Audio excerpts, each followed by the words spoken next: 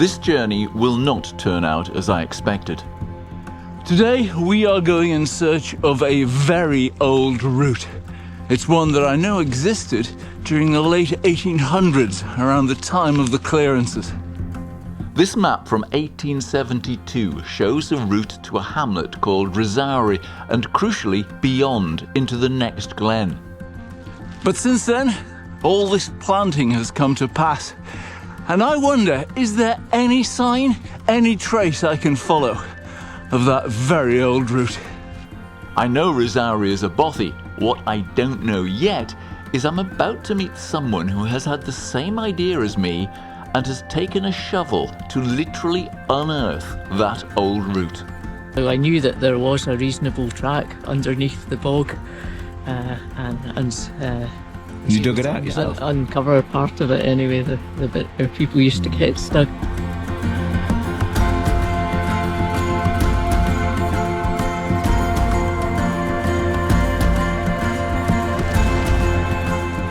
I often walk the first part of this ride with our dog.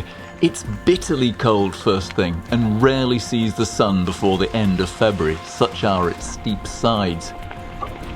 I've been here overnight, which would suggest to me someone is staying in the bothy. Today though I'm going further and the bothy will be my second stop. You got to wonder whether, when they came to build this, whether or not they just put the surface on top of the old 1800s route.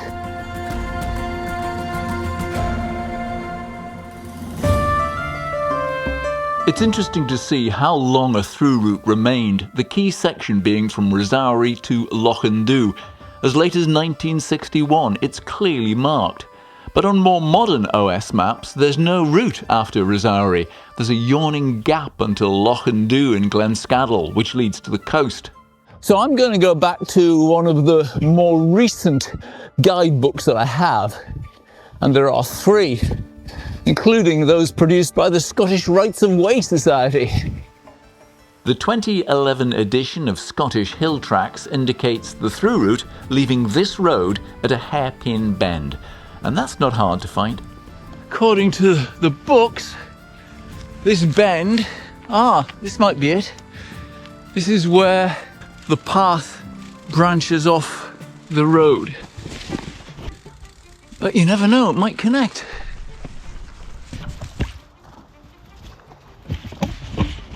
Yeah, on the other hand, it might just crap out completely. Let's have a quick look without the bike. Oh, do my shoe covers no end of harm. Oh, very wet feet.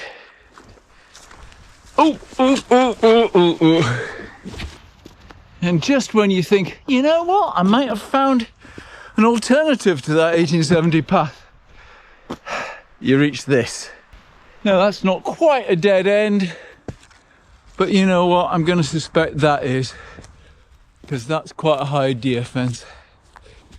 But if you look at this, that sign there, I think this fence line is a descent route from people doing the hills here, and that's been put there to turn them back down the path that I've just come up. It's certainly not a way through there because there's a big drop off just the other side. Right, well those guidebooks are out of date. Now I think I better go down to that little bothy of Rosari. Although if I'm honest with myself, I don't hold out a lot of hope for that working out too well. How nice to be proven so wrong. I have been to the bothy before, but the last time was quite a few years ago. And you know, things change. I think when I was there, was 2 guys with chainsaws. So, I don't know, is it still there?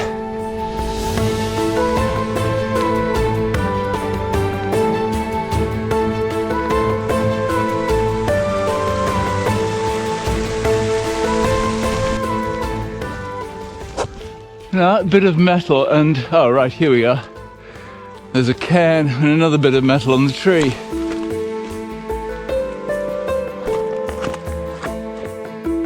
You know what? This is not the way I've come in the past. This is much clearer. So I'm wondering whether those chaps with the chainsaws actually managed to get back to the original route and open that up. And this could be that very ancient route that I'm on right now. Turns out, no chaps with chainsaws, but Susan and her shovel. Why is this so much better than the last time I came here? Well, that's because it's been dug at the man-eating bog at the bottom of the hill has been removed after I got stuck in it one January night, so I thought I'd better do something about it. So how good would this track have been? Because I was trying to work that out, because on that old map, it looks like it's a really good track all the way right through to Loch and Dew and beyond. Well, there was a letter from a lady who used to live here in 1916, and she said that they had a horse and cart that came up from Glenhurich Farm as far as Rosary, and it used to come up twice a year to bring provisions.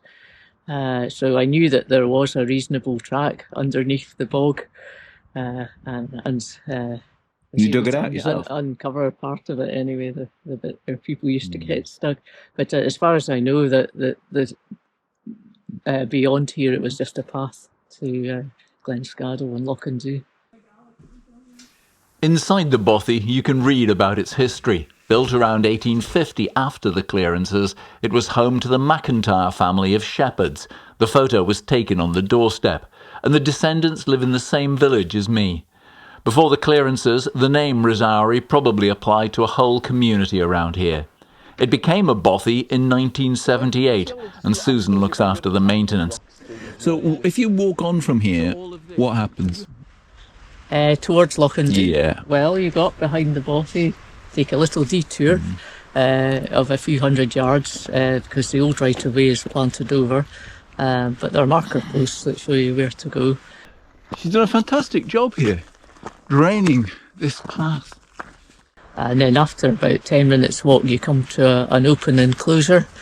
Susan has contributed this revised route to the latest, just published edition of Scottish Hill Tracks by the Rights of Way Society. If you're looking for the path, you should be able to see it. This is the style that I was warned about, and she said it looks really solid, don't stand on it. It's not.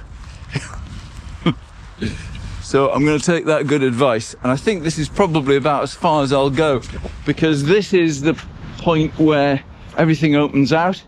Oh no, there's the old style. Yeah, you wouldn't stand on that. So it's good to know the 1870 path is still here, underneath it all. You're spot on about the wet feet. Absolutely right. You really do have to admire the dedication that Susan has put into this. Not only the time that she spent volunteering, as it were, but the physical effort that she has put in to clear this path and make it, well, as accessible as it is.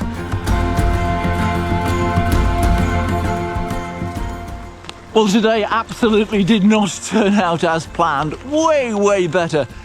I had little chance, I thought, of finding the original route from the 1800s that went through the glen. Not only did I find it, I found the woman who is unearthing it, quite literally. And big kudos to Susan for doing that work. But of course, I did not get the through route. But as I come down the glen, I can look on the other side there and I see another road. The new one that's been put in since all this planting. In fact, for the planting. And I think if I took that on the bike, I could meet the old route further up. Now I know where it goes. So you know what? That's another video. If I've already made that video, then you will find it here. If I haven't, then it'll take you to another great adventure cycling video that I hope you will enjoy. Give me a thumbs up if you've enjoyed this one, and I'll see you again next time. Goodbye.